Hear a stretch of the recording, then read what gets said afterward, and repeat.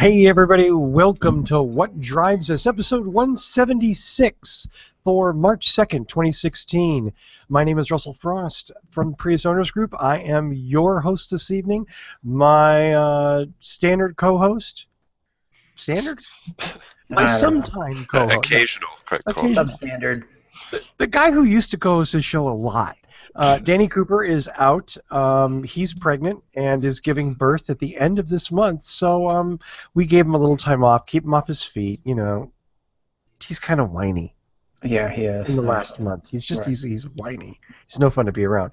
So we obviously wish his wife Nicole the very best, and as well out on the sick list this week. Oddly enough, our man from Canada, Mark Coughlin, isn't feeling well. So I wanted to wish him a speedy recovery. And Patrick Connor is not with us because he's nursing his wife after a minor medical procedure.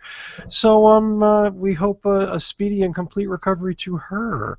Now, the two panelists that were kind enough to put up with me this week and are in good health, or at least appear to be in good health. We'll see if that lasts throughout the show.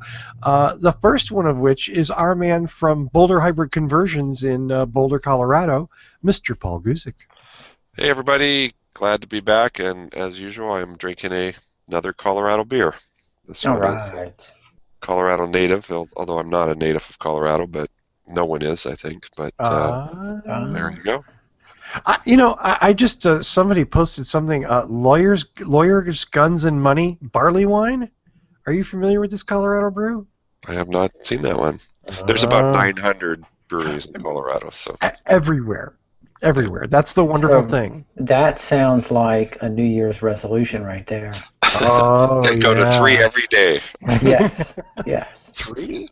Well, what are you gonna just like take a nap in the afternoon? I mean, you can easily 4 or 5. What are you slacking? Let's be realistic. Well, the man with the aggressive brewery visitation program is our man in Chicago. He is the longest-running panelist on What Drives Us. His name is Mr. Tony Schaefer. It is true. I am long. And strong and dying to get the friction on. Yes. And I have a dark ale. I think it's something French, but it's from Unibrow. Oh, so I love my friends at Unibrew. Yeah. Or Unibrow or whatever it is. I prefer to call it Unibrow because I just think that's funny. Yeah. La Fin du Monde.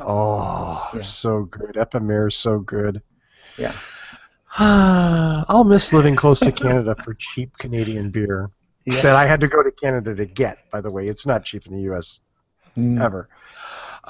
So let's, we've got a whole bunch of ground to cover, and there's only 3 of us, which means we're either going to keep the arguing to a maximum, or I don't know. I'm actually feeling a little confrontational today, so I'm going to try and be nicer. But not opinionated, right, Russell? I've never been opinionated, Paul. How can you say I'm pretty argumentative. That hurts me. I came here for an argument. No, you didn't. No, you didn't. That's down the hall.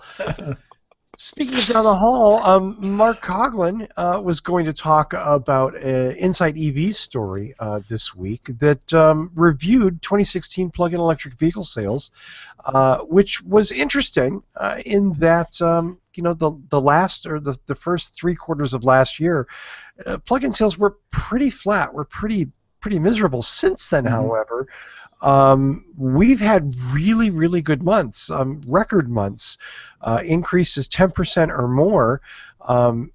So far in the first 2 months of 2016, there have been people ponying up cash money for over 14,000 plug-in cars. Yay! That's a pretty incredible number in my world. Yes. Well, and anecdotally, the little battery bump they did on the Leaf that gives it, 110 or 112 miles or whatever it is, I've had a number of people go out and buy that car and say now it's got enough range, where when it had 85 wasn't enough. So there's something psychological about an honest over 100-mile range that gets people to pull the trigger. Wow. That's so when weird. the Bolt comes out with a 200-mile range, that's really going to change the world. It's Or the Model 3 Tesla. Do you think, is it really a matter of, I mean, obviously, in a time of ridiculously cheap gas, when it shouldn't be that cheap, artificially cheap gas, selling alt cars is more difficult. It's easy to make the financial argument that, hey, this is saving you from $5 a gallon gas. Nobody needs to be saved from $1.50 a gallon gas, sadly, which speaks to the dozens of Hummers that are running all over the roads around where I live. But I mean, what do you? I mean, are we finally like sort of hitting that critical mass where people are just going to buy EVs that are on the market, the more the better, and we're going to start seeing these sales increase? I'm the eternal optimist. I just am. You? I always, Yeah. Me. It's true. I would like to think that there's two things here. One is that EVs have been around for a long enough time that people are seeing them as viable. Because there's always, well, how long does the battery last, and well, how much does it cost to replace the battery, and blah blah blah. Now I think people are starting to see the long term. And here's where the eternal optimist comes in. I would like to think that people learned their lesson from the last time gas was cheap. And I think people are having those dialogues. Gas is cheap. We could go out and buy a 20 mile per gallon truck if we wanted. And then hopefully the wiser of the spouse is saying, here's a thought. Gas is going to go back up at some point. Yeah. Why don't we just stay away from it altogether? And I think there's enough, Leafs, well, in certain markets, certainly in Boulder, there's a ton of Leafs and hybrids, but people are seeing them around and going, oh, they must be good if my neighbor Joe is driving one and the guy down the street bought one. And, I think they're finally catching on. Isn't there, there's a marketing name for that. And I forgot what it is. But there is a marketing name where, or not a marketing name, a marketing term in which... Yeah, it's like neighborhood. It's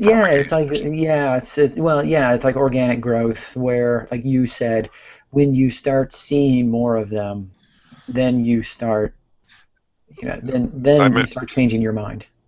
I remember years ago when we had three-prong power in Berkeley, we did a bicycle tour of Berkeley to put little postcards on Priuses, and we noticed something that I'm sure some grad student could analyze, but there would be clusters of hybrids. So there would be one block with 10 hybrids on it, and then nothing, and then another cluster, and it's almost like one guy got one, told his neighbor, he got one, he told his neighbor, and it sort of propagated organically like that, and it was very visible if you were looking for it. That's really interesting, Paul, because I've seen that same kind of thing happen, where like one guy on the street gets a Prius or gets an Escape hybrid or something, and then all of a sudden, then there's another one, then there's an Insight, then there's something else, and it's and it might not even be. And they told two friends, and they told two friends. Right. It might not even be the next week or the next month or even the next year, but the next time that friend needs a car.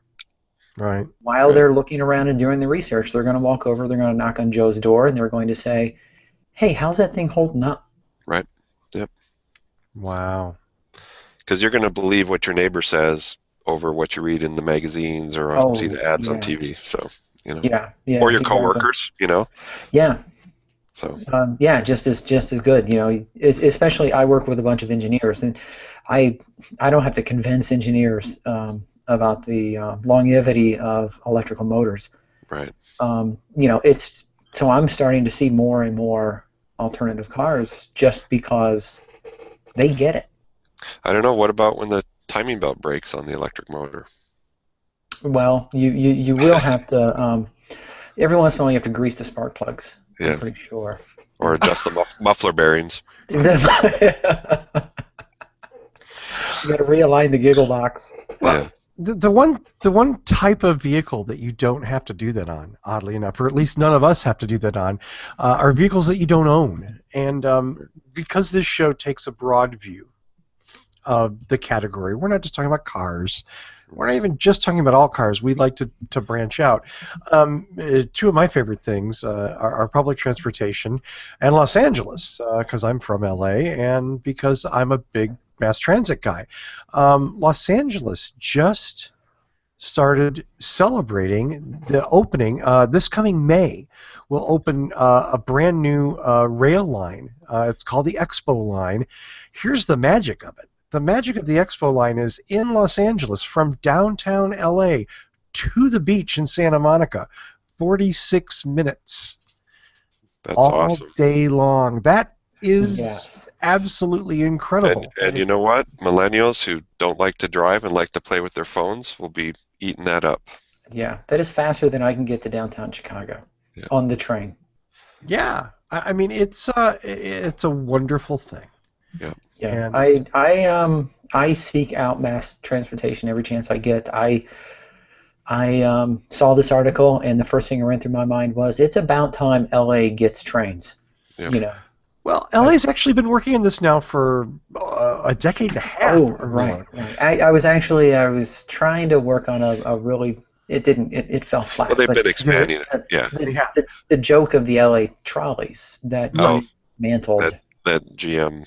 That GM thing, yeah. No, but here's the thing, I guess, and here's the final point that I wanted to make about this. This isn't a big, half an hour long discussion per se, but again, if Los Angeles can build mass transit, your city can too. Whatever it is, I promise. Yep. If LA can do it, you can do it. So, something to think about. I think this is great, and yeah, they're going to have, like you said, new lines. 5 large rail projects simultaneously under construction. That's going to be really, really cool. Yeah, the system is already pretty amazing. How cities are investing in public transit. This April, there's going to be a train to Denver Airport from downtown Denver that's opening up. Wow. Which is amazing because the Denver Airport is kind of in Kansas. It's so far out of the city. I was going to say, yeah. But they're putting light rail in, and you'll be able to land and go straight to the train and be downtown in probably 40 minutes or so, which is probably what it takes to drive because it's so far out of the city. If there's no traffic or snow. Right. Yeah. Yeah. I think I've told you guys before, but when my wife and I were in Portland last year on vacation, we were there for 8 days, and we did not rent a car. Yeah. We got out of the airport. There were like vending machines for mass transit tickets, and we got a 7-day unlimited ride mass transit ticket that was good for the train, for the light rail, and for the trolley. And that was it. There was and bus, and there was a bus stop always right next to where we wanted to go, and where we could take the bus to the train, take the train out of the city, do whatever, hop on the bus and the train. Oh yeah, I mean it saved us tons of money for having to rent a car that was just going to be parked most of the time. And some cities are amazing. I remember I was in Hong Kong probably 12, 14 years ago, and you landed at the airport, you bought a smart card, it was called an octopus card or something like that, and it worked on the subway, the train, the buses, the ferries, everything in the city, and it was like a tap system. You just walked on and tapped it, and then it would debit, and then when you left the city, at the airport there was a redemption center, so if you didn't use all the money on the card, they would give you a refund in any currency you wanted. So you could say, well, I've got the equivalent of $10 left I didn't spend, and they'll say, well, we'll give you $10 American dollars back. And it was so cool to see that, many, many years ago. Wow. And, as a tourist, it was awesome. So there's hope for public transit. Absolutely. And, the problem is you can't count on car companies sometimes. And Nevada right now is learning that in a very big and very, very real way. The Guardian UK posted a fabulous article digging into, it covers a lot of ground that we've talked about before, but just the history of Faraday Future and what they're going on. The real They're going to change their name to Faraday Past. Yeah. Oh. Faraday failure. The real meat of this, or the very interesting thing is they are talking during some of this article, they talked to a quote unquote former executive who says that the company's bleeding cash and it's not doing well. It's in fact, according to this unnamed executive, every bit as chaotic and uncoordinated as we've speculated on this show. Oh, doesn't that make me feel warm? Didn't they spend $2 million on a styrofoam model for $2 CES? million $2 million. on a styrofoam car that's never going to do anything. Yeah, and that story in itself, I didn't know the story. Maybe they'll make it air until I read the powered. article. Yeah. That even the story on that was they were going to have an electric race car, like Formula One electric, or what do they call it, Formula E, that was going to drive out, and then they realized they couldn't do that. That they were behind schedule, so they were going to have one that would be a fully functioning car, except it wasn't fully functioning and it was just going to sit there, but they couldn't get that done in time, so the only thing they could do in time for CES was to build a styrofoam model for $2 million. And what led up to this is a series of failures. Again, and I can't make this point strong enough. What we basically just guessed at, looking at the outside picture, seems to be exactly what's been going on behind the scenes at Faraday Future. There are no adults in charge. They're doing random stuff. They couldn't get their projects ready. They insisted on sticking to the CES date for no good reason, so they blew $2 million on a styrofoam car that is a bad Batman replica.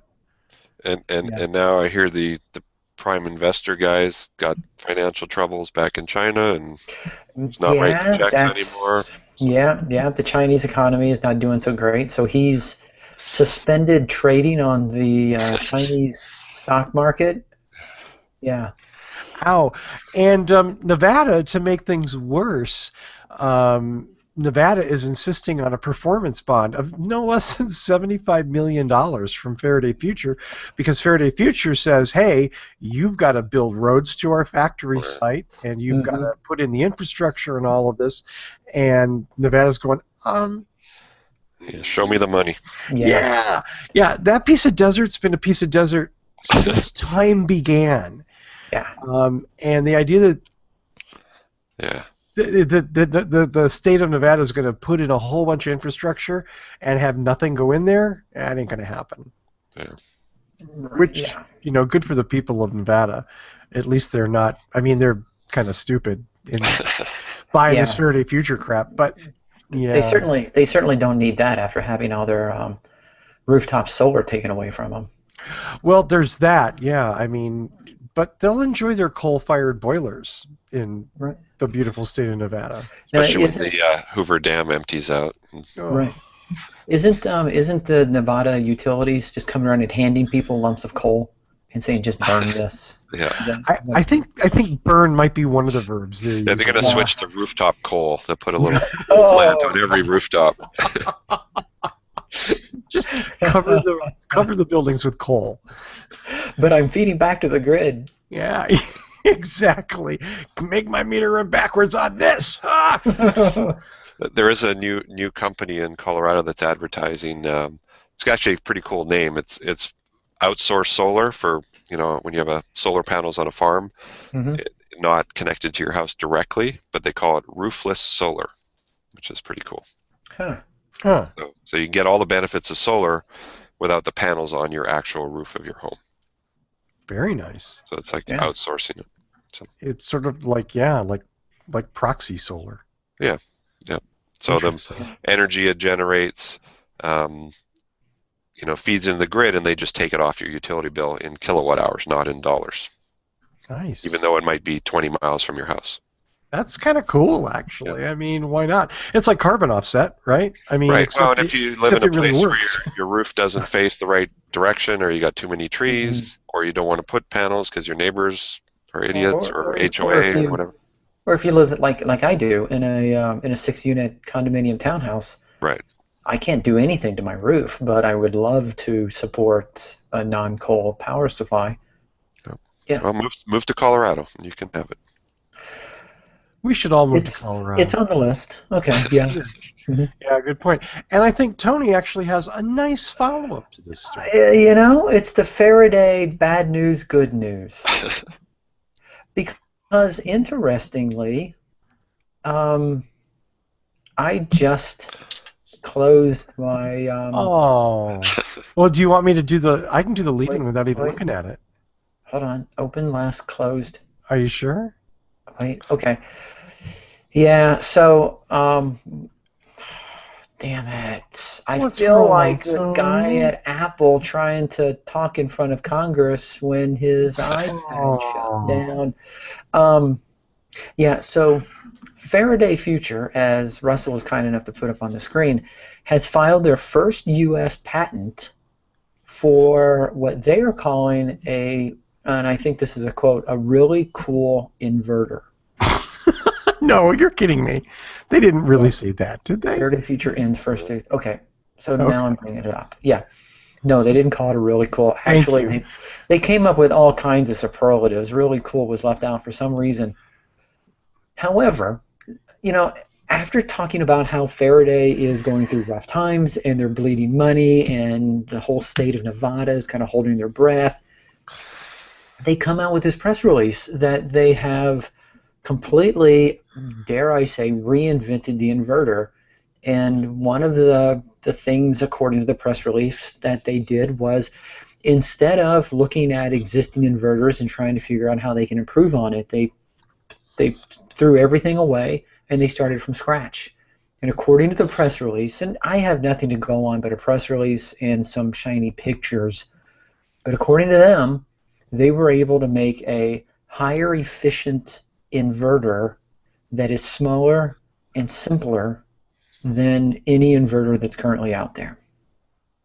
And I don't know what to make of this other than it's a press release. But if they're correct, then this could be a major leap forward for hybrids and EVs. If they share the technology or license it, Right, if they and share if it. it Okay. works.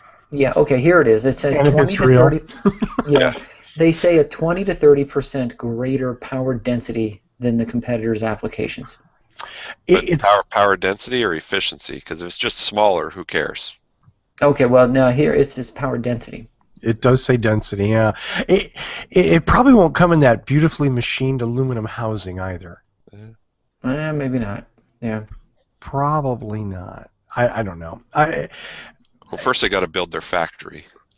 hmm Yeah, so far they have one. You know what? Why pick on them? We pick on them enough, rightfully so. They patented an inverter, and inverter is a very important part of building an electric vehicle, as Paul was kind enough to explain to me at the beginning of the show, because Or a I had hybrid some vehicle. silly misconception, or a hybrid.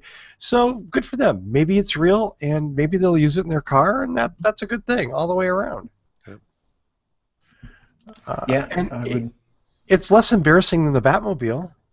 The Styromobile. Yeah. That had no way to get a driver in it. That's the thing that bugs me. Like, With that X-Acto knife, you cut the styrofoam. Yeah, it was kind of like those balsa wood flyers that there was the drawing of a driver on the side. Yeah. Wow. Sure. Yeah. Wow. Well, Tony, I think you should take it away for the next one. For the trucks? Whatever you like, sir. Surprise me. All right.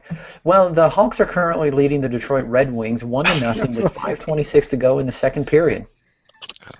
That doesn't surprise me in the least. Oh, darn it, you said surprise you. Yeah. So I found this interesting. I was just browsing around the net looking at crazy hybrid EV stuff like I tend to do. And what I found was an article about Oak Ridge Batteries. And they have powered an electric truck for 400 miles. And this is something that they call the Freedom Trucking of Minneapolis, Minnesota, has been working to develop a battery-powered electric truck that can haul an 80,000. Oh, great! It does. I'm I'm assuming this is pounds. Somebody left out the unit of measure. Yeah. Oh, I was like, Tony's having a problem with his microphone, Yeah. folks. I was like, am I reading this wrong? But yeah, it literally says can haul an 80,000 load. I'm assuming it's 80,000 pounds, which would be, what, 40 tons? 40 tons, yeah. 40 American tons. 40 American tons, which I think translates to about 25 shit tons. And they wanted 400 miles on a single battery charge. The only thing they don't mention is the 80,000 pound payload is all the batteries it needs to push it the 400 miles. So you can't actually carry any useful payload. God, what is it with you and details?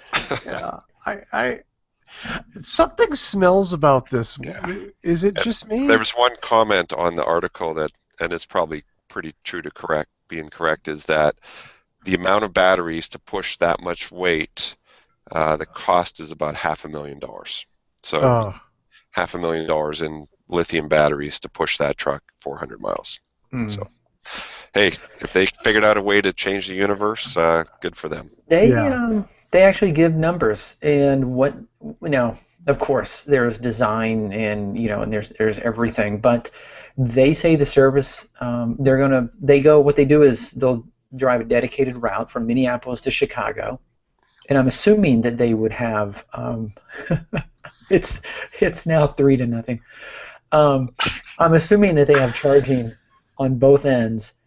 And what they say is in the second half of 2016, they're going to begin driving the route, and they expect to save 60 cents per mile in fuel and maintenance compared to a standard diesel rig.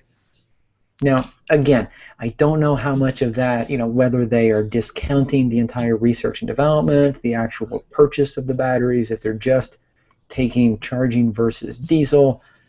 They seem to believe that it's worthwhile. Yeah, so, I'm skeptical. Wow.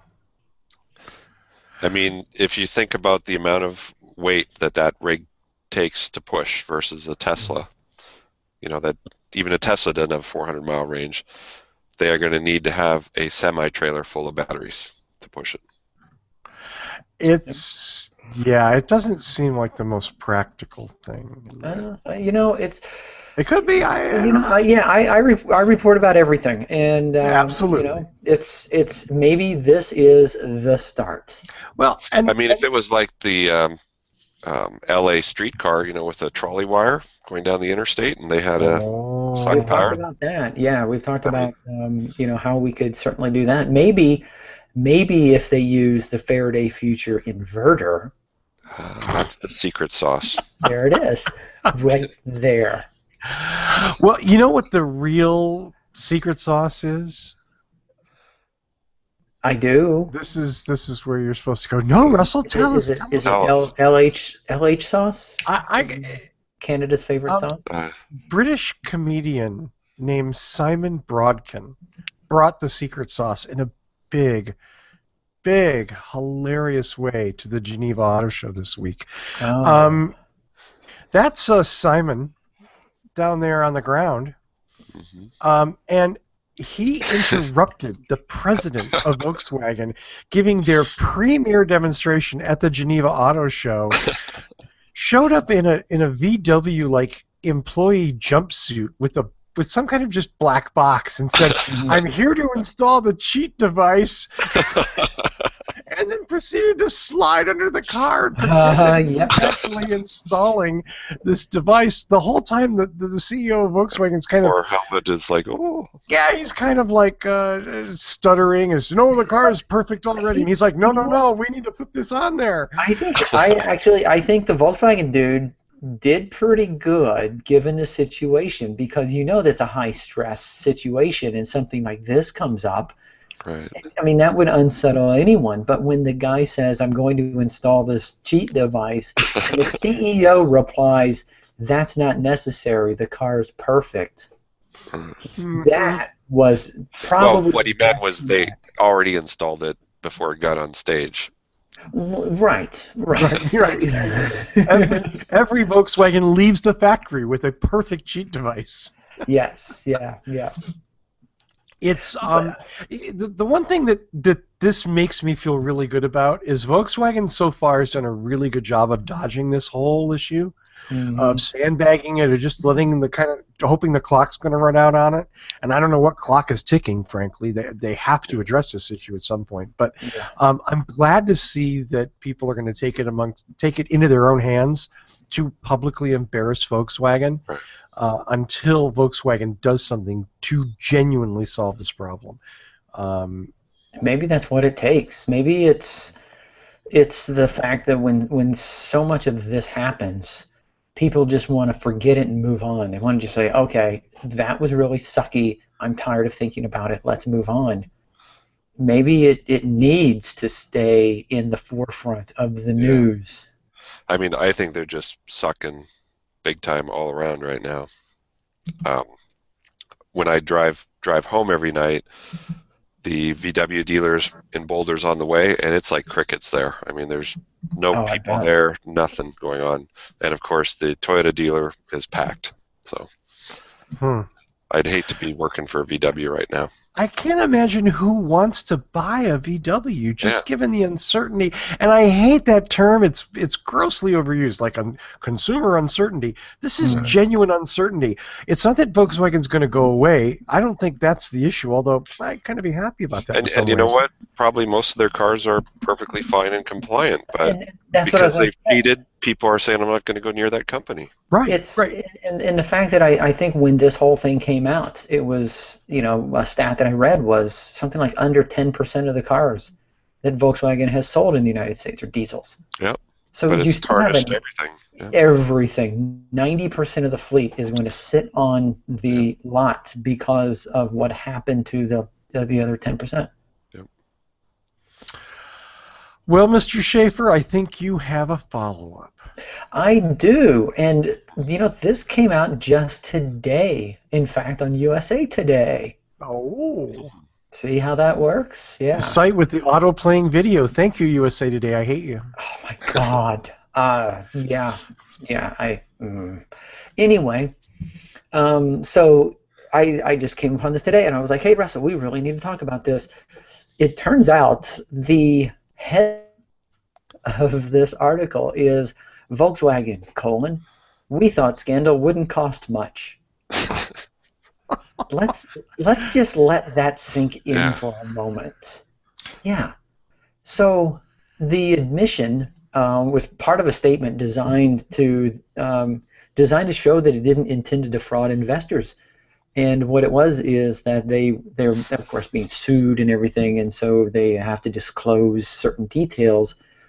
And one of them was VW cited an unidentified automaker as having paid a $100 million fine in 2014 after certain violations of U.S. emission laws. So Volkswagen just decided, apparently, that there's no reason to fix the emissions things. If they got caught, they'd just pay the fine.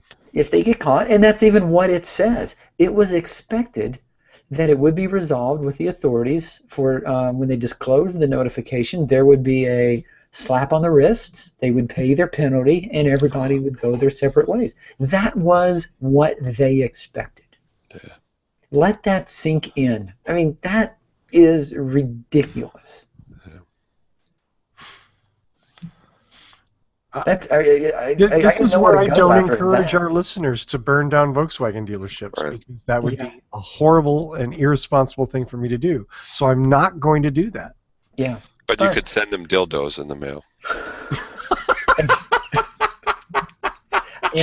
and sugar-free gummy bears.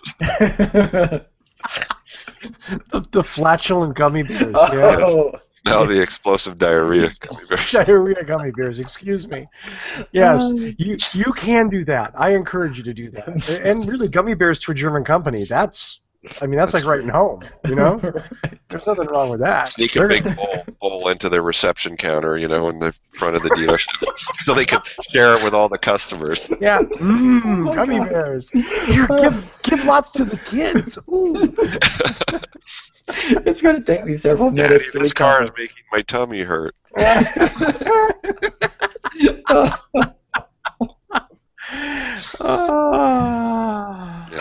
Oh, God. Okay, so getting back to this article, I have one final thought, and that thought is the fact that they could straight-face reference a situation in which somebody Somebody else got violated, caught. yeah, where someone else violated rules and laws, got caught, paid a little penalty, and everybody was fine with that, in my mind, reiterates the fact that when somebody breaks the law, when they violate the regulations, they need to be punished and they need to be slapped down hard. Otherwise, you're going to get this on a recurring basis. When someone does something wrong, whether they're punished or whether they're not, that's the precedent. Yeah. I mean, the good thing is they're getting punished economically because They are consumers are now. just stepping Yeah, aside from VW dealers and going down the street. yeah, They may forget, in a couple of years' time, but right now they're not selling nothing. So, yeah, yeah. but yeah, I think the senior people at VW in each country should be criminally charged and Yes. penalized. And Yes. then once they're in jail, other companies are less likely to say, "Oh, we'll just do it, and if we get caught, we'll pay the fine." Right. Exactly. It's Yeah. not a cost that you can pass on to the consumer because you Right. were criminal, and that's Yeah. criminal. But There's no see, there's no like, oh, it was an oopsie, they misspoke. What they Right. did was criminal fraud. But see, that's the crazy part, and that's where all of these trade agreements and these international companies, and that's where all of this stuff gets really kind of tricky and convoluted. Because can you hold somebody in the United States responsible for something that was done by somebody else in Germany? And can the Well, United you States could build a hold? wall and keep them from coming in. It would have to float. Yeah, Yeah. right. Or Floating you build it wall. on the coast, and it'll be underwater eventually. Yeah, that's right. Yeah. And can the United States hold a German Right. citizen Right. accountable for violating a U.S. regulation? And that's where Yeah. the craziness comes in. A German company violated a U.S. The Environmental Protection Agency. Can the United States go after a German citizen for breaking the agency's regulations? I don't know. No, Honestly, I'm not an probably international not. lawyer. But maybe they could make them buy back all those cars at what the customer paid for them. Yeah, maybe. But But but that yeah, I doesn't mean, put the bad guy in jail. it doesn't put the bad guy in jail, No. exactly. And that's the other part of the problem is, yeah. Yeah, I mean, the best that we can hope for right now is for Angela Merkel to slap him around for giving Germany a black eye. Right. And we've already seen articles where she's livid at Volkswagen for this. I don't see anybody in jail yet, though. She's not Not that yet. angry. Yeah, well, Hate to say that, but when push comes to shove, if you don't actually do something, I've got to figure maybe it's more bluster than anything else. yeah. Maybe it is. Well, and you got to imagine the VW group is a significant part of the German economy. Absolutely. Right. Absolutely. Which isn't exactly, yeah. And of course, as we discussed on an earlier episode, it's not just VW brand cars. Right. They It's propagated this cheat across multiple brands. Right. Right. Well, speaking about a brand that maybe has been struggling to keep afloat for a while, and that's not true because Prius they're they're doing just fine, but it's certainly a brand that some of us here, in fact, even my missing partner in crime, Mr. Cooper, used to have a regular feature on this show called Danny's Honda Rant, which we miss quite a bit. I miss the rants. Needless to say, I stumbled onto this article from January, and either we covered it before and I have no recollection of it, but none of my panelists here or anyone else that we emailed with today could confirm it. So I don't know how I missed this. So cast your minds back. It's 2016 now. It's March. But sometimes you get a news article that maybe is a little out of time. Maybe, in fact, it makes you feel like it's, 2005. And Honda announces they're going to have a brand new electric vehicle and a plug-in hybrid 3 years from then. And you think, wow, 2008, that's going to be cutting edge. The problem is you wake up and it's March of 2016, and 3 years from now, a brand new EV and a plug-in hybrid, what is that, like yesterday's donuts, yesterday's news, yesterday's whatever? No. They're coming out with a Prius killer. I heard that. Yes. And no, I think you heard it wrong. That's actually the name they've given the car. Oh, it's Prius killer. Right. I like that, actually. I think that's aggressive. Yeah. That's but the Prius is really big and the killer is really small, and it looks just like the 2016 Prius. Their only hope is to confuse consumers. Right. wow. And maybe they'll be as successful as the second generation Insight, which sold about 12 cars. Yeah, or the CRZ, which sold I think 2 or 3 dozen. No. There's a few of those out there actually. I've seen several myself. Now it may have been the same car. They changed paint because they were embarrassed. Right. Yeah. But I just, what's Honda thinking? Does this strike you guys as, like, honestly, in 2016, you're going to tell me it's going to take you 2 years to come up with a new EV and a plug-in hybrid, and what? It better be really damn good. That's all I got. That's all I can say. Because if it's just if the hybrid doesn't get 55 miles per gallon, it's going to have to get 55. 60 would be or like a supercar, like their Acura division's new NSX. That's a cool hybrid. But that's a. But you wouldn't sell enough to That's a supercar. Yeah, it's a supercar, and the plug-in would have to get 50, 60 miles on a charge before it switches over. The EV would have to get 150 to 200 miles. I mean, it would have to be really impressive to warrant the amount of time that they've spent working on this. Otherwise, it's just what the hell have you been doing? So the environment that this new potential Honda is going to drop in 2018 is likely a Tesla Model 3, likely a Chevy Bolt. Yeah. Who knows? Second generation 200-mile Leaf. Yeah, or third generation Leaf maybe. Yeah. Third generation Bolt. Yeah. First generation Mirai. That was a joke. You guys are supposed to laugh. Damn it. There's nothing about the Mirai. Nothing about the Mirai. That's funny. I'm sorry. So.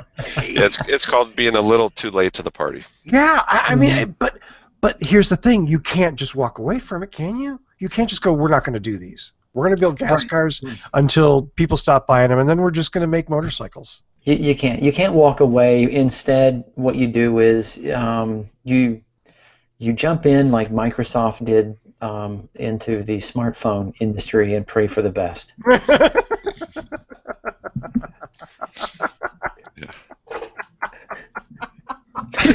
Wow. Yeah, because they've done really well on this. Did you say Microsoft smartphone? Yeah, well, the Microsoft. Well, hang on. They sold 12 of those. Honda sold 12 Insights, so they're pretty comparable. Right. Wasn't it when you buy an Insight, you get a Microsoft phone? I feel sure that's like spelled net connected device or something. I don't. Or Zune. That's right. It's spelled Zune. 3.11. That's what you get when you jump into a market too late with something that's badly engineered. Yeah, what was the Zune, the Microsoft iPod killer? Yeah. They sold 12 of those. And I will say, admittingly, the Zune was actually a really good device. It was the screen was beautiful. It's just that they were too late. Yeah. Apple had already saturated the market in the same way that Toyota has. I don't want to say Toyota has saturated the hybrid market, and Tesla is just kicking ass in the EV market, and so is Nissan, and and now Chevy with the Bolt, and Evan. I'm sorry, Russell. I just insulted you. Russell's exactly right. Listing all of the cars that are going to be established in 2 or 3 years when they come out and say, "Oh, wait, but we have one too." Like, yeah. the new Honda electric car gets 100-mile range. Woohoo! Yeah. Yeah. Yay! I mean, and I've said it a million times. I love motorcycles. I'm a two-wheel guy. I love Hondas. I've owned a couple, and I love them. Guess who also doesn't have an electric motorcycle? Guess which global multinational company can't put 2 batteries and 2 wheels with a set of handlebars and sell it? Wow. Can't get 2 empty halves of coconut and bang them together. Yeah. I mean, I know it's not simple. I know that. I'm oversimplifying it, but honestly, if you're Honda and you can't make an electric bike, Right. and you've got companies like Zero and Bramo and Even Shit, Harley. they built a jet airplane. I mean, they can yeah, an electric motorbike. but they have no interest in it. Yeah. And that's the sad part. And I think that shows. And I think this is what happens when you lose your way. You spend money on your fuel cell vehicle that's going to debut this year. Thank God. Oh, there's no place to fill it up. Oh, bloody hell. Oops. Oh. But that's the crazy part is Japan is really pushing the hydrogen infrastructure. So they will sell a bunch of these in Japan.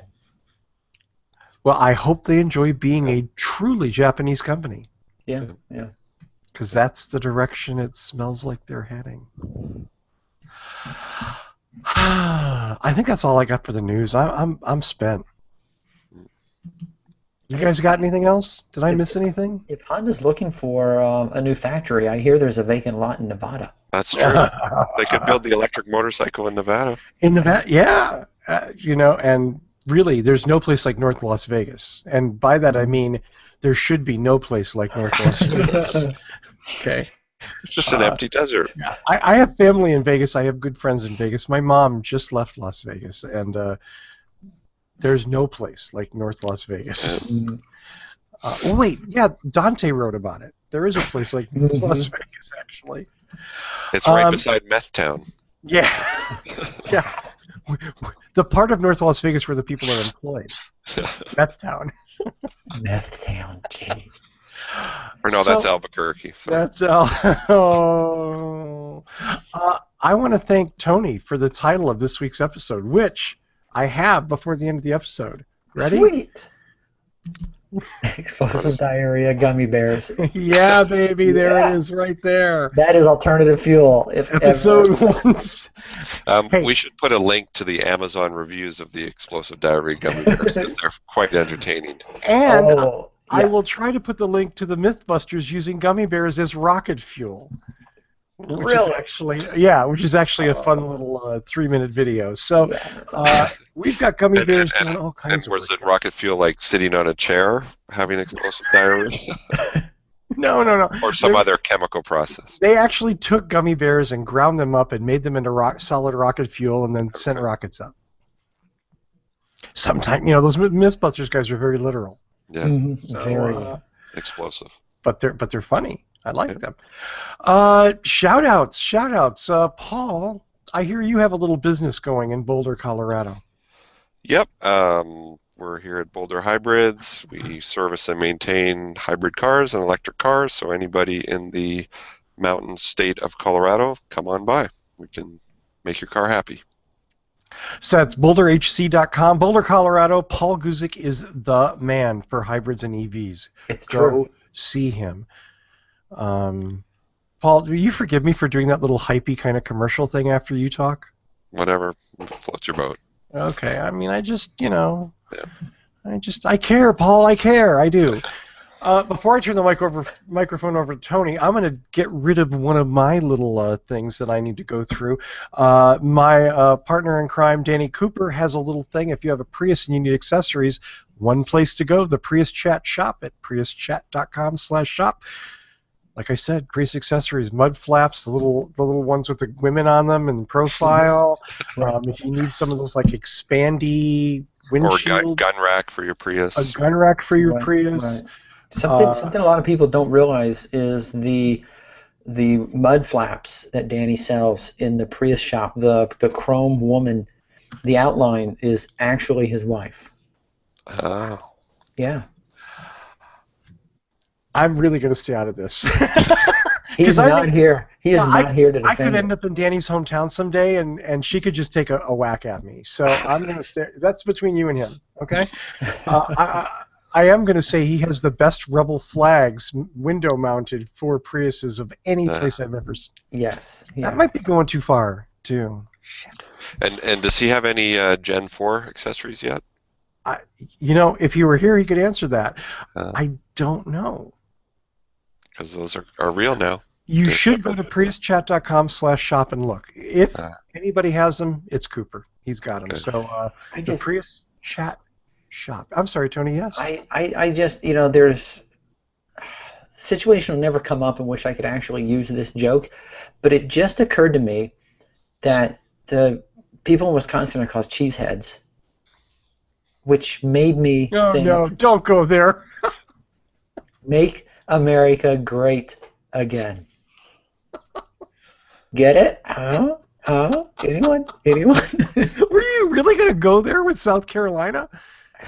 Well, no, he said the rebel flags, and that took me into white supremacy, which took me into which took me into the slogan, which got me to cheese in Wisconsin, and a play on the word great. See? Oh, I thought you were going to do something else. I'm sorry. No. I thought you were going blue, as they say, which, this show's had an explicit rating. Oh, and not the Bonnie Blue. Going way back. So while we've been chatting, gentlemen, I did go to priuschat/shop, and there are accessories for the 2016 Prius already. So yes, there are. What are they, Paul? Cargo mats, bumper protectors, cargo nets. I believe remote engine starter, console cup holder. I believe he does have he sells an applique. Applique, is that what it's called? Yes. Applique? An applique. If you don't like the bone china, there's an applique to cover that. Oh. Yeah. Why do I do this? I have no idea. I have no idea either. Applique. I like that. Get your appliques right now at the Prius Chat Shop. Call Danny and ask him for appliques. He'll know what you mean. Any angle more than 90 degrees. Just saying, kids. Just saying. Tony. All right, so I want to remind everyone, go to What Drives Us at Facebook. That is facebook.com/whatdrivesus.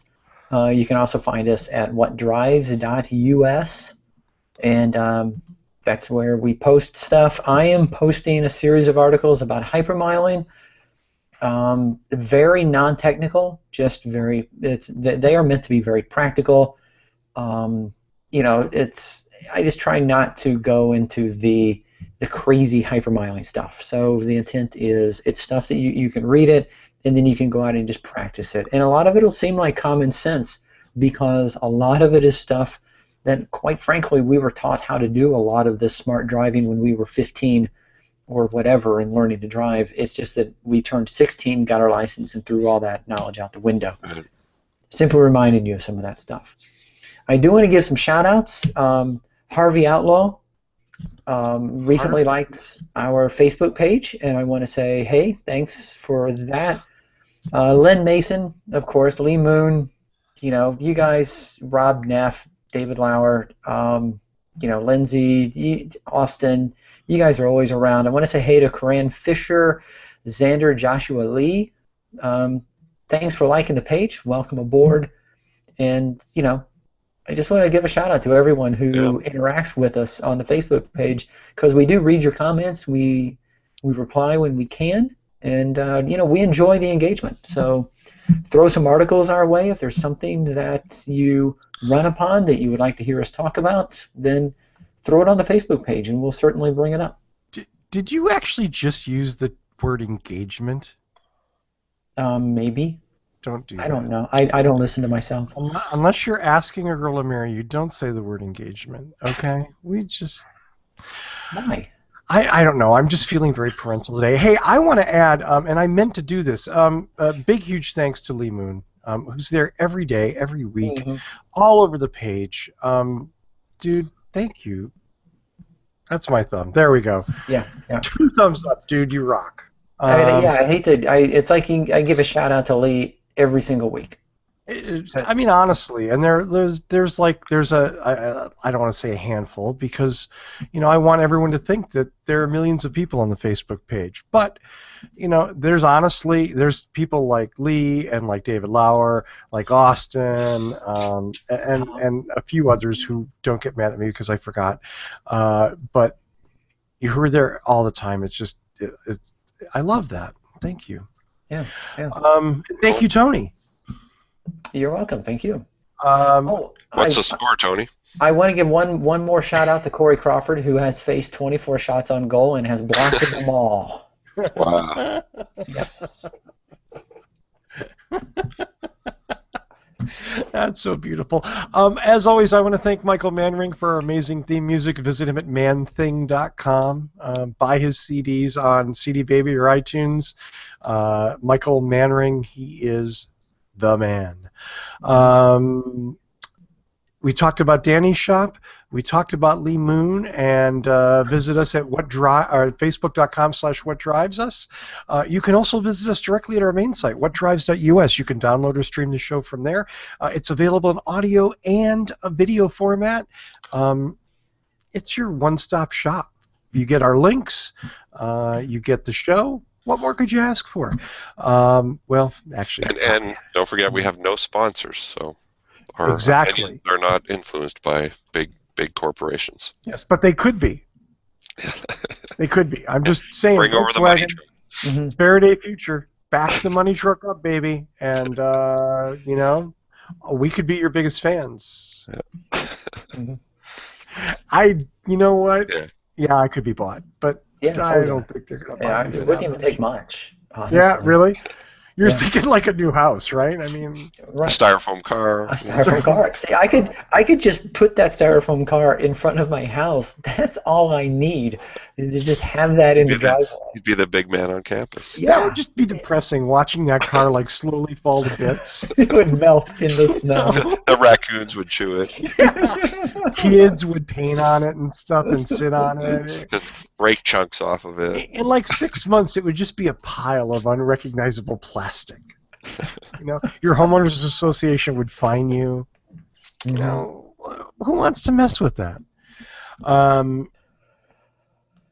Wow, I'm at a loss. So, subscribe to us on iTunes, Stitcher, whatever your favorite podcatcher is. If you do, please leave us a review. Don't call the Google Voice number because no one checks it anymore. We just don't care. So that's whatdrives.us. Visit us there. Otherwise, once again, Mark, I hope you're feeling better. Patrick, best wishes to your wife. Speedy recovery for her. Danny, good luck with the pregnancy. I don't want to see a birth video from you. No. Yeah.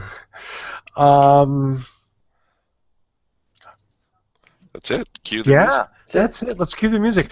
Paul, thank you so much for coming on. Tony, thank you so much for coming on. Thank you. It's always a pleasure. Yeah, it's almost empty. We are talking to Arcimoto, and I've said I don't like three-wheeled things, but maybe Arcimoto's changed my mind. We are hoping. If you parked one in your driveway, you'd change your mind. Well, let's just say that I haven't driven one yet, and I want to. And I want to see if what I think might be true about it would be true. But nonetheless, I'm very interested in hearing what the folks from Arcimoto have to say, because it's a fascinating vehicle when you kind of look past the, hey, it's a three-wheeled trike with some batteries.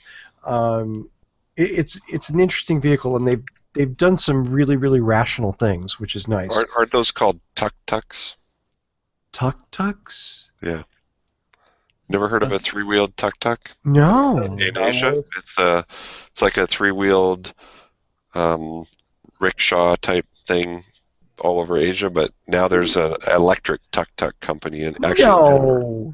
So that can be another story. Wow. There you go. It has a global sense of origin there, I guess. So not merely a Portland, Oregon-made vehicle. No. So that's it. If you want to find out, download us next week and find out what drives us. See you guys. Oh, Don't forget that. Yeah, baby. That's what I'm talking about.